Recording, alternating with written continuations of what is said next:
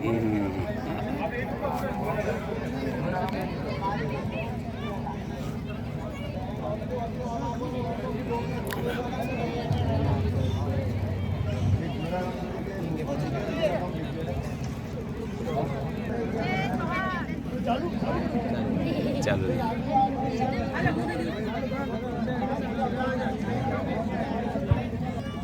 था सगळ्यांना खूप खूप जय जोहार, जय आदिवासी और आप सबकी जय हो। यह हम आदिवासी कहते हैं क्योंकि हम प्रकृति और पुरखाओं को मानते हैं और हमारे पुरखा की जो मूर्ति स्थापित हुई है, आप लोग उसके बारे में जानते हैं क्यों स्थापित हुई है? मैं बताना चाहूंगी क्यों स्थापित हुई है। वो सिर्फ 25 साल के थे जब उन्होंने इतना बड़ा काम कर दिया कि आज पूरे देश में क्या पूरे विश्व में उनका स्टैचू लगाया जा रहा है ताकि आने वाली पीढ़ियों को संघर्ष करने की प्रेरणा मिले। संघर्ष करने की प्रेरणा हमें हमारे पुरखों से मिली है, हमारी मातृ शक्तियों से मिली है। बिरसा मुंडा का जन्म 1875 में 15 नवंबर को हुआ था। वो आदिवासी समाज के बच्चे थे, जैसे आप हैं, हम हैं, और आप लोग किस तरीके से स्कूलों में पढ़ रहे हैं, स्कूलों में किस तरीके से आपके साथ व्यवहार हो रहा है, वैसा व्यवहार उनके साथ भी हो रहा था। वैसे ही गरीब परिस्थितियों से वो निकले थे। उनके माता पिता तो इतने गरीब थे कि उनको स्कूल भी नहीं भेज पाए थे। उनकी मौसी अपने साथ गांव खटंगा लेके गई थी, तब वो स्कूल जाने से पहले बकरियां और भेड़ चरा कर आते थे, उसके बाद वो स्कूल जाते थे। आप लोगों में से भी 80-90% बच्चे ऐसे ही होंगे, है या नहीं है? आशा जो ना ये काम करो जो सब खेता में डूंगरा में जानवरा कर ले रहे थे। तो हमारे समाज कर्मठ समाज रहा है, उन्होंने वहाँ थोड़ी बहुत पढ़ाई लिखाई की, उसके बाद उनको माता पिता वापस ले आए। फिर वो माता पिता के पास थोड़े दिन पढ़े, 8वीं 9वीं तक पढ़े। उसके बाद उनको समझ में आया कि हमारा समाज किन किन समस्याओं से ग्रसित है। अशिक्षा, बेरोजगारी, कुपोषण, धर्मांधता और जो दूसरी संस्कृतियां उनका प्रभाव हमारे समाज में आ रहा है, उन सब चीजों को वो जान गए थे स्कूल में पढ़ते पढ़ते 8वीं 9वीं तक आते आते, क्योंकि उनको पता था कि मेरा समाज आदिवासी समाज है और इस आदिवासी समाज की संस्कृति और जो अस्मिता है उसको खत्म करने के लिए तत्कालीन जो सरकार है या वहाँ के जो कारिंदे थे या साहूकार थे या जो सेठ थे या जो बनिए थे, वो सब मिलकर आदिवासियों का शोषण कर रहे थे। 1895 के आसपास बिरसा मुंडा ने आदिवासी समाज को जागृत करके महिलाओं और पुरुषों के साथ उन्होंने एक बहुत बड़ा क्रांतिकारी उल्गुनान यानी क्रांति विद्रोह छेड़ दिया था। वो बहुत बड़े क्रांतिकारी थे, हमारे महानायक थे। उन्होंने पूरे समाज को संगठित करके समाज के शोषण और अत्याचारों से उनको मुक्त कराने के लिए समाज को खुद संघर्ष करने की प्रेरणा दी थी, क्योंकि उस समय ब्रिटिश शासन व्यवस्था सब तरफ लगी हुई थी। ब्रिटिश शासन से जमींदार साहूकार टैक्स लेते थे और वो जमींदार साहूकार हम आदिवासियों के घर घर जाकर टैक्स लेते थे। हम आदिवासियों की रोजी रोटी जंगल पहाड़ से चलती है, तो ब्रिटिश सरकार ने, जमींदारों ने आदिवासियों पर वन उपज पर लगान लगा दिया था। आपके जन्म मरण और आपकी जन्म विवाह और मृत्यु पर भी लगान लगा दिया, आपके पर त्योहारों पर भी लगान लगा दिया गया। और उसी दौरान बहुत भयंकर अकाल पड़ा, महामारी आई और आदिवासी समाज बहुत बुरी तरीके से बेहाल हो गया। तो ऐसी परिस्थिति में कहां से लगान देंगे आप? उन्हीं सब लगानों का विरोध और विद्रोह, ये जो स्टेचू लगा है बाबा बिरसा, क्या नाम है इनका? धरती आबा बिरसा मुंडा। धरती आबा का मतलब है धरती का पिता, और पिता क्या होता है? जन्मदाता या रक्षक। वही रक्षा करता है ना हमारी। हम बड़े बुजुर्गों को इसीलिए तो मानते हैं क्योंकि वही हमें जन्म देते हैं, वही हमें पालते पोसते हैं और वक्त पड़ने पर वही हमारे लिए संघर्ष करते हैं। तो जल जंगल जमीन का जो वन अधिकार कानून मिला है आप लोगों को, वो इन्हीं महान धरती आबा उलगुलान के जननायक क्रांतिकारी बिरसा मुंडा की वजह से ही मिला है।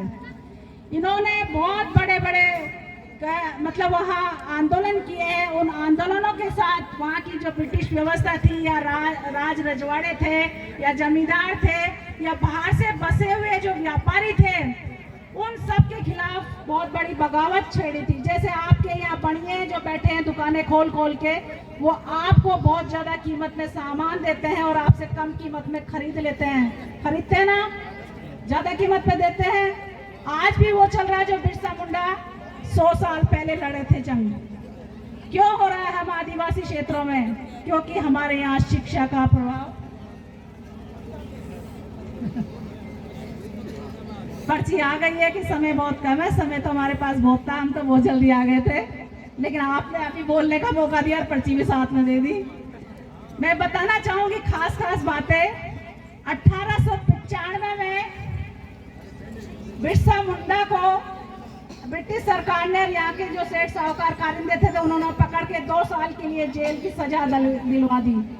उस दौरान आप जैसे कार्यकर्ताओं ने मिलकर ब्रिटिश सरकार को नाको चने चबा दिए थे और जनवरी 1900 में उन्होंने डुम्बारी पहाड़ पर, जैसे आज ही समाज का पहला प्रोग्राम हो रहा है और पहली बार ये हमारे पुरखाओं की मूर्ति स्थापित हुई है ताकि आदिवासी समाज को संघर्ष करने की, पढ़ने लिखने की, अपनी समाज संस्कृति और भाषा के प्रति उनका संरक्षण करने की प्रेरणा मिल सके। इसीलिए हमारे पुरखाओं को स्थापित किया गया। आप जिस समाज में रहते हैं उस समाज के पुरखाओं को मानेंगे और उनके जीवन चरित्रों को जानेंगे तो आपको अपने आप ही उनसे प्रेरणा मिलेगी और आप उन संघर्षों का सामना करना भी सीख जाएंगे, जैसे हम और आप आज कर रहे हैं। उन्हीं परिस्थितियों का जो 100-125 साल पहले हमारे धरती आबा लड़के गए हैं, जंग करके गए हैं, हमारे लिए एक उलगुलान, एक क्रांतिकारी एक रास्ता बना के गए हैं। तो वो राष्ट्र में नहीं, अंतर्राष्ट्रीय स्तर पर विख्यात है, इसीलिए उनको धरती का पिता के नाम से जाना जाता। उन्होंने कहा था अबुआ दिसिम अबुआ राज, यानी हमारी धरती पर हमारा ही राज हो। इसीलिए संविधान में अनुसूची 5 और 6 हम आदिवासियों को विशेष रूप से मिली हुई है, लेकिन सरकारों ने उस पर कोई कार्रवाई या कोई अमल अभी तक नहीं किया है। वो पिछड़ापन आज़ादी के अमृत महोत्सव में आज मैं मैडम के साथ को देख के आई हूँ। इधर ग्रामीण क्षेत्रों में देखा, मतलब कई घरों पे तो छतें भी नहीं है, दीवारें खड़ी हो गई, तो किसी में दीवारें हैं तो उसके दरवाजे नहीं है, मतलब मूलभूत आवश्यकता भी नहीं पहुंची है। और हमारा देश मना रहा है आज़ादी का अमृत महोत्सव। और हमारे ही समाज की एक महिला संथाली समाज से चुनकर राष्ट्रपति के रूप में बिठाकर जो बड़े वर्ग के लोग हैं वो कहते हैं आपके समाज के तो राष्ट्रपति बन गए, अब आपको आरक्षण की कहाँ जरूरत है? तो क्या आप सब लोग राष्ट्रपति जैसी सुविधाओं से संपन्न हो गए? मिली है सुविधाएं? अभी तक तो आप लोगों को स्कूल नहीं मिली, स्वास्थ्य केंद्र नहीं मिला। सामने वो स्कूल की हालात देख रही हूँ। आज़ादी का अमृत महोत्सव मनाने वालों के ऊपर वो बहुत बड़ा सवाल है कि आप कौन सी आज़ादी का अमृत महोत्सव मना रहे हो। ये देश के जो मूल मालिक है, मूल मालिकों के जो वंशज है, उनकी हालात देखिए, उनके क्षेत्रों में जाके देखिए और फिर जानिए आज़ादी क्या होती है।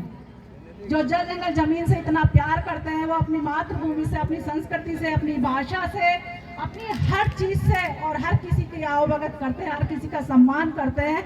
कभी आदिवासी क्षेत्र में जाति के आधार पर, धर्म के आधार पर, भाषा के आधार पर कोई भेदभाव नहीं होता, ना स्त्रीलिंग के आधार पर कोई भेदभाव होता। आप लोगों को जानकर आश्चर्य होगा, जो कहते हैं यत्र नार्यस्तु तु पूजते रमन्ते तत्र देवता, या बेटी पढ़ाओ बेटी बचाओ, उन सब के घरों में महिलाओं की जो जनसंख्या अनुपात है वो सबसे कम है और आदिवासी समाज में सबसे ज्यादा है। पूरे संसार में जो समाज सबसे कम पढ़ा लिखा है, जो दूर दराज क्षेत्रों में रहता है, उनकी मात्र शक्तियों की जनसंख्या अनुपात पढ़े लिखे वर्गों से सबसे ज्यादा है। तो पढ़ा लिखा कौन हुआ?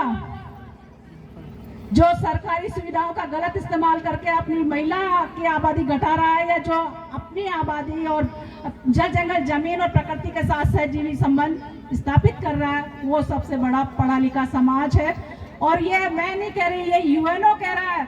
इसीलिए हम विश्व आदिवासी दिवस मना चुके हैं, 28 साल हो गए हमें मनाते हुए, लेकिन हमारी सरकारें और हमारे राजनेता इसका विरोध करते आ रहे हैं। क्यों? क्योंकि वो नहीं चाहते कि हम आदिवासियों का अस्तित्व स्थापित हो, हमारी पहचान स्थापित हो। लेकिन मैं चाहूंगी, यूएनओ ने जो कहा 28वें आदिवासी दिवस की जो थीम दी है, उस थीम में बताया है कि परंपरागत ज्ञान के संरक्षण और प्रसारण में आदिवासी महिलाओं की भूमिका। इसके साथ ही आदिवासी भाषा दशक भी घोषित किया है 2022 से लेकर 32 तक। वो सबसे बड़ा मूल कारण है हमारी अस्मिताओं को बचाने का। आदिवासी भाषाओं के बारे में जान के आपको आश्चर्य होगा, संसार में 12 भाषा परिवार है। इन 12 भाषा परिवारों में आदिवासियों की 7000 भाषाएं और बोलियां हैं। 7000 भाषाएं बोलियां में इनके 5000 मतलब समाज, समुदाय और कबीले हैं। और भारत में बताना चाहूंगी 1048 आदिवासी समाज समुदाय है, लेकिन संविधान में हमें सिर्फ 750 के आसपास ही दर्ज करके एसटी के रूप में दर्ज कर रखा है। बाकी की पहचान अलग अलग कई तरीके से उनको छुपा रखा है। तो ये बहुत बड़ी विडंबना है। अब आज़ादी का अमृत महोत्सव मना रहे हैं, उसमें कई कार्यक्रम हो रहे हैं, देश में वाहवाही हो रही है, लेकिन हम आदिवासियों के अस्तित्व के साथ बहुत बड़ा खिलवाड़ हो रहा है। क्योंकि ये राष्ट्र हिंदू राष्ट्र बनने की थीम में जा रहा है और सबसे बड़ा रोड़ा हम आदिवासियों को माना जा रहा है। क्योंकि आदिवासी प्रकृति और पुरखाओं को मानते हैं, आदि धर्मी है। बिरसा मुंडा ने बिरसाई धर्म चलाया था। उन्होंने सिंह बोगा और धरती को अपना आराध्य माना था।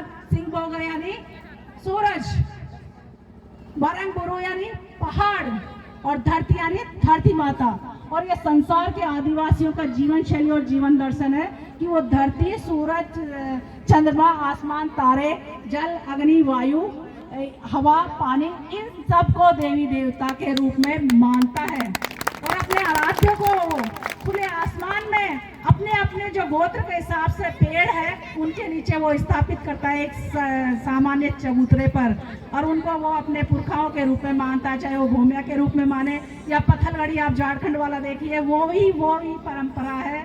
हमारे भील क्षेत्र में भी वही परंपरा है, मीणा क्षेत्र में भी वो है, और आप नॉर्थ ईस्ट में चले जाएंगे वहाँ पर भी वही परंपरा है। और मेरी दादी कहती थी, दनुग्या दनाते का दड़ी पहली सगड़ा को बोलो कर जो, पाछे मारो कर जो। तो दनुग्या और दनाता को दड़ी कुणो यो। दनुग्या यानी दिन उगाने वाला सूरज, दनाता यानी रात लाने वाला चांद, यानी हे सूरज, ये चांद पहले सबका भला करना, बाद में मेरा करना। तो आपको ये बड़े बड़े बुद्धिजीवी क्या इस तरीके से बताते हैं, लेकिन हमारे जो बड़े बुजुर्ग हैं जिनके पास मौखिक ज्ञान है, सदियों की परंपरा है, हजारों सालों का ज्ञान है, और हमें तो बेहद गर्व है। हम अरावली पर्वतमाला के वाशिंदे हैं, जो संसार की सबसे पुरानी पर्वतमाला है, और उस पर रहने वाले जो प्राणी है, जो आदिवासी है, वो कितने पुराने होंगे। वो भी संसार के सबसे पुराने आदिवासी है। वो मैं नहीं कह रही, वो यहाँ के शैलचित्र कह रहे हैं, जो राखलगढ़ी में मिला कंकाल कह रहा है। लाखों साल पुराने हमारे पुरखों की संस्कृति है, और हजारों साल पहले जाएंगे तो सिंधु घाटी सभ्यता से आप अपने आप को जुड़ा हुआ पाएंगे कि संसार की सबसे विकसित सभ्यताओं में सभ्यता थी सिंधु घाटी सभ्यता, और उसके निर्माता हम आदिवासी ही थे। भारत के जो आदिवासी है वो सिंधु घाटी सभ्यता के निर्माता थे, क्योंकि वहाँ हमारे ही तीर धनुष, हमारे ही मछली का गण चिन्ह, जैसे मीणा समाज का मछली गण चिन्ह है, तीर धनुष और भी आदिवासी समाज के गण चिन्ह है। हमारे हल खेती करने के औजारों के हैं, हमारे प्रकृति के चित्र है, महिलाओं का नृत्य करता हुआ चित्र है। यानी आदिवासी समाज का जो नाच गान है वो उनकी संस्कृति का मूल आधार है। उनकी जो भाषा है वो उनकी मूल परंपरा और संस्कृति को सहेजने वाला बहुत बड़ा एक भंडार है। इसीलिए मैं कहती हूँ आदिवासियों की भाषाएं संसार के सबसे प्राचीन का ज्ञान की चाबियां है। लेकिन बड़े बड़े विश्वविद्यालयों के कॉलेजों के प्रोफेसर ये आपको नहीं बताएंगे, क्योंकि वो कहते हैं आदिवासी पढ़े लिखे नहीं के।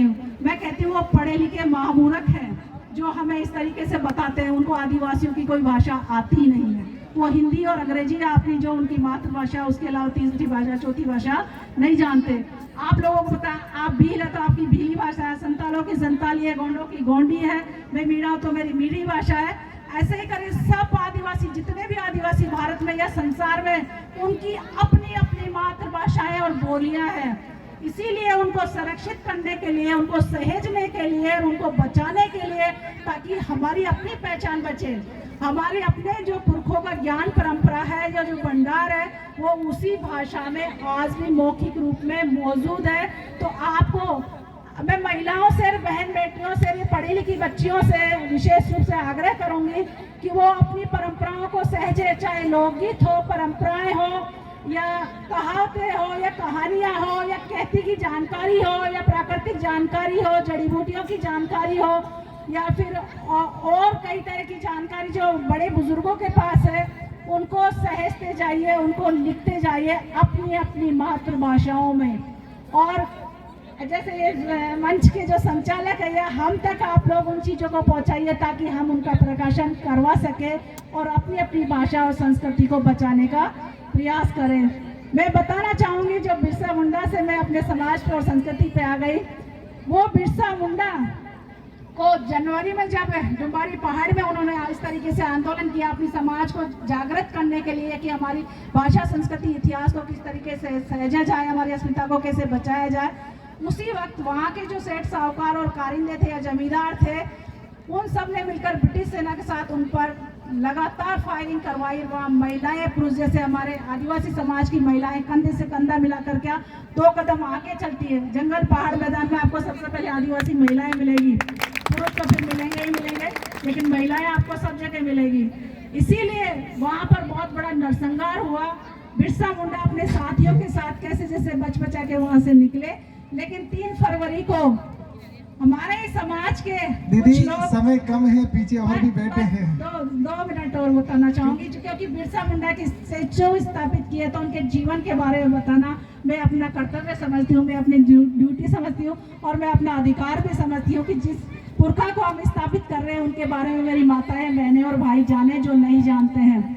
उन्होंने जब वो आंदोलन किया, आंदोलन के बाद हमारे समाज के एक बंदे ने 500 रुपए के लालच में उनको ब्रिटिश सेना को पकड़वा दिया और 3 फरवरी 1900 को उनको पकड़ा गया और 9 जून 1900 को खबर आई कि बिरसा मुंडा मर गए। वो मरे नहीं थे, उनको धीमा जहर देकर मारा गया था और खबर फैलाई कि वो हैजा से मर गए। तो क्या 25 साल का जवान लड़का जो इतना जंग लड़ सकता है, इतना कबीला खड़ा कर सकता है, इतना विद्रोह कर सकता है, वो ऐसे मर सकता है? तो वो जिंदा है, वो आप में जिंदा है, वो मुझ में जिंदा है, वो उसकी बूंदें अब बढ़ती जा रही है। आप अपने आप में एहसास कीजिए वो ताकत का एहसास। आप कहीं से कमजोर नहीं है, ना मेरी बहनें कमजोर है, ना मेरे भाई कमजोर है। आप पढ़ाई लिखाई कीजिए, स्वास्थ्य का ध्यान रखिए, जो दुर्व्यवस्था में ये पान, गुटखा, तंबाकू, शराब, इनसे दूर रहिए, स्वास्थ्य का ध्यान रखिए। उन चीज़ों पे खर्च करने की बजाय आप अच्छी चीज़ें खाइए, दूध पीजिए, फल फ्रूट खाइए, माताओं बहनों को खिलाइए, ताकि स्वस्थ परिवार रहेगा तो स्वस्थ दिमाग रहेगा, और स्वस्थ दिमाग रहेगा तो हम बहुत कुछ जंग लड़ सकते हैं। बातें तो बहुत सारी है बताने को, जैसे हम कहते हैं एक तीर एक कमान। में बहनों को सलाम करते हुए कहना चाहूंगी, फूल नहीं चिंगारी है, आदिवासी नारी है। बोलिए सब लोग, फूल नहीं चिंगारी है, आदिवासी नारी है। फूल नहीं चिंगारी है, आदिवासी नारी है। फूल नहीं चिंगारी है, आदिवासी नारी है। इसीलिए संसार के अधिकांश आदिवासी समाजों में मात्र सत्तात्मक व्यवस्था है और सिंधु घाटी सभ्यता में भी महिलाओं की जो मूर्ति निकली है उसमें से वो पेड़ उगता हुआ वो प्रकृति और महिला शक्ति का प्रतीक है कि महिलाएं प्रजनन करती है, जन्म देती है, पालती पोसती है और वो ही आपका आजीवन संरक्षण करती है। तो वो ही हमारी समाज की मातृसत्ता की अधिकारी होती है। इतना ही कहकर मैं आप सभी को जय जोहार और नमस्कार कहना चाहूँगी। जय जोहार, जय आदिवासी, आप सबकी जय हो। शुक्रिया, धन्यवाद दीदी। हम चाह रहे थे कि दूसरों को भी मौका मिले, क्योंकि दूर दूर से जो आए हैं उन सबको मौका मिलना चाहिए 2-2 मिनट का। धन्यवाद, जोहार।